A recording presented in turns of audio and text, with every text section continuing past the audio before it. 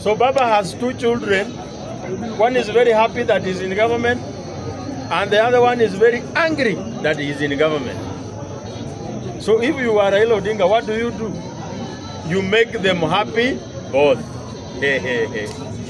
Sasa Raila Odinga akasema wewe Sifuna, wewe Orengo, nyinyi mtabwekea inji. Mfurahishe wale walikasirika tukiingia kwa serikali. Alafu wewe Gladys Wanga na Kaluma, nyinyi mtabwekea ndani. Mfurahishe wale walikasirika tukiingia kwa. So Raila Odinga is making everyone happy. He's managing your emotions. Wale mulikasirika akiingia mkiona Orengo mnaona there is hope there. Wale mko kwa serikali mkiona Kaluma mnaona there is hope there.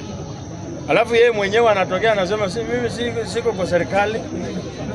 Nitaongea kwa niaba ya Wakenya. Alafu on a government event ako kwa red carpet anatembea na president.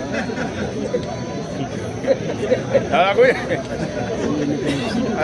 hii eti hayuko kwa serikali. Akona sasa mimi sikwenda kwa Ruto. Ruto yeye alikuja kwangu. Akaniita nisaidie yeye. Ruto amewahi kataa. Unaona Ruto akisema ati Raila anadanganya si kwenda kwake yeye alikuja kwangu.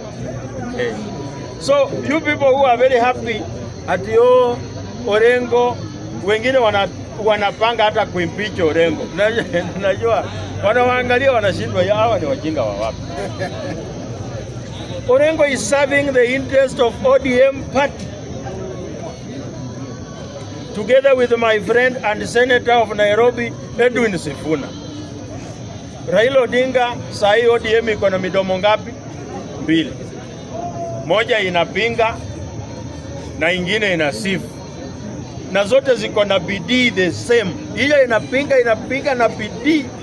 Ile inasifu na bidii. So he's both in government and outside government. Because Raila Odinga knows that if he makes a stand kwamba ako kwa serikali, mambo yake yanaharibika. Akisema niko nje ya serikali, mambo yake yanaharibika. So ako kwa na nyinyi hapa mnagani. Mtaendelea kukua managed. Unajua mimi hivi vipindi walikuwa wanatupigia zinatupeleka. Mimi hizo hazinipelekangi. Siku hizi wakileta kipindi naangalia naona hii tunapimwa hii.